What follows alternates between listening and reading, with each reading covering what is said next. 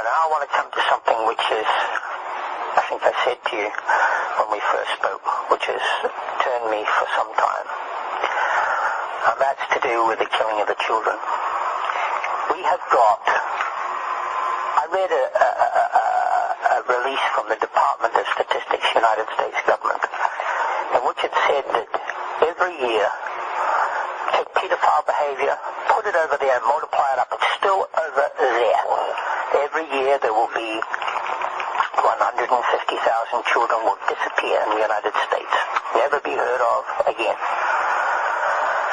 Yeah. And sorry, 3 months later, sorry, carry on, Nadine. yeah, and 3 months later, I got a similar report. It said that in Central and Southern America, there'll be 350,000. Boing. I did mathematics. I specialized in pure and advanced maths university. That's not a coincidence. We've got 0.05% of the population in North America. We've got 0.05% of the population in Central and Southern America. That can't be a coincidence. No.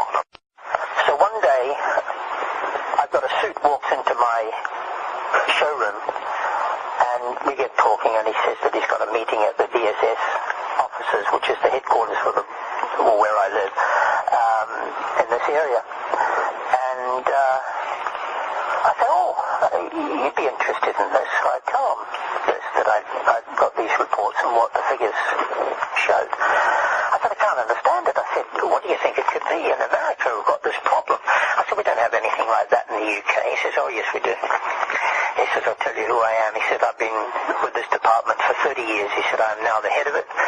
He said, there's 20 to 25,000 children a year in the United Kingdom. Sometime later, I'm watching television. It's the middle of the day, and I see it as a news item. And a lady comes on who's a part of a group in London. I think their name was the Mothers of the Disappeared. I may have that wrong. But anyway, she says that each year in the UK, 120,000 children between the age of 10 and 23, interesting age group, will leave home, and of which 20% will only, the other way around, 80% will ever be heard of, found again. In other words, 20% of us, well, 20% of 120,000 makes 25,000 and confirms the figure this man had told me. So what's happening to these kids? I'm talking to a chief of police, and he says, you're right about these kids, Dean. He said, one year we recorded in our county 40-something had gone missing. He said, the government came back at us and said, no, you got it wrong. It's 60-something this year in your county. I have it from a police officer involved, direct, Dorset Police. Every week they find 7 to 8 children in the New Forest. They have been slit around their necks, down their shoulders. The skin has been peeled off their backs, and their flesh has been eaten into whilst they are alive. Now, I think this has to do with what my grandfather warned me I would learn about later on. And it brings me to the Jessica and Holly event. Yes. Anybody who believes that Ian Huntley had anything to do with the killing of those kids wants their head examined. Since you mentioned, forgive me interrupting you, Dean, at this point. 4 years ago, I did a presentation, Who Really Murdered Holly Wells and Jessica Chapman, and the response I had was so tremendous, including from 2 solicitors and a barrister, no less. Continue with your narrative. So, what we have is Ian Huntley was there because found in the cuffs of his trousers were seeds from plants that were in this forest, whatever it is. Well, could have gotten from anywhere. Yes. They could have been planted. This man is so dumb that he takes these bodies to this place, he strips them of their clothes and pours petrol on them to burn them. Well, anybody who's got half a brain knows that you would leave the clothes on to soak up the petrol to make sure the fire was burning more and more. It would dig in. He takes the clothes back to the school. He gets out a bin from underneath the stage. He puts the clothes in the bin. He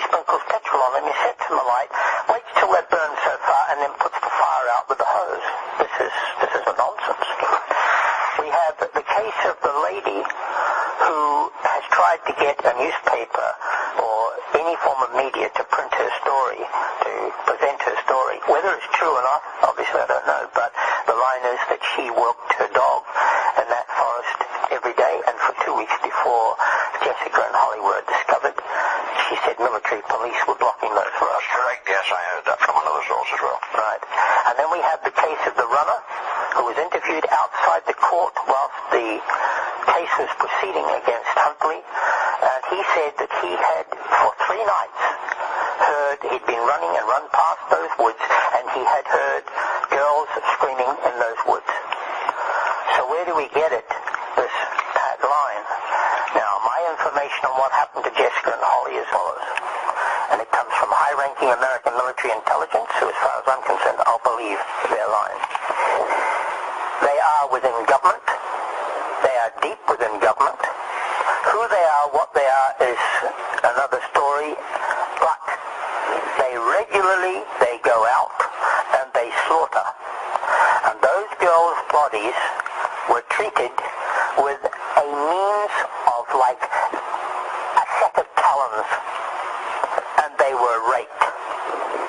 Now, whether this is a part of a cult or it's a part of a transmutation of a presence is open to argument. I personally think that David Icke has got a point, but he actually misses the point slightly. And that some of what we've got with to do with reptilians, other entities, is somewhere there, but we're not getting to it. But when we bring this back to the event of the 7 to 8 every week being found in the New Forest in Dorset, and this police officer tells me that one of his associates is one who has to inspect the bodies. Each time he is nearly suicidal with what he is finding. It brings me back to a piece which occurs many, many times in the Bible, and they ate the flesh of the children in those days. And there's a reason for that. Now, it is that in the biblical record, and much of what Zechariah Sitchin has written of, he tells the story of how those who from heaven to earth came, the Nephilim, or the Anakim, which is the reference in some parts in the Bible, they ate the menstrual fluid of their women because from that they could derive an ability to read the mind of the person confronting them. They could communicate without speech. And I will go along with that, and I want to explain later a little bit of what I did at university in New Zealand. But when there comes the time for these people to leave, and there are those who have slaved after man's woman, they've come down to earth, and they've entered unto man's women, and women have begat giants, and they've died in the process of giving birth. These people were left with a problem, and that was, where did they get the ingredient to give them the abilities their women had gone? They had no ability to derive from man's women the ingredients by consuming the menstrual fluid of man's woman, but they discovered that a terrorized human, a child, whose flesh was eaten, and this I have from this prominent scientific base, and I won't say where, in the United Kingdom, that yes, that is the answer to it being. That if that flesh is consumed, it is flush for the serotonin and adrenaline, and it gives the similar ingredients to allow them the ability they had of reading the mind, of communication without speech. And there are so many references to it in the Bible. But the references should be taken absolutely as written.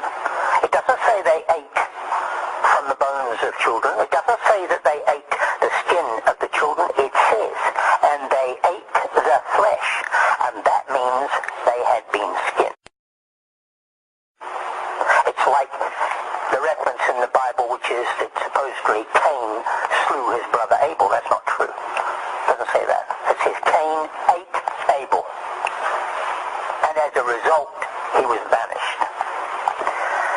Now, I can't think of anything worse than a child being terrorized to the extent that they would be, and then consumed, as I have had confirmed by police sources who actually do the investigating.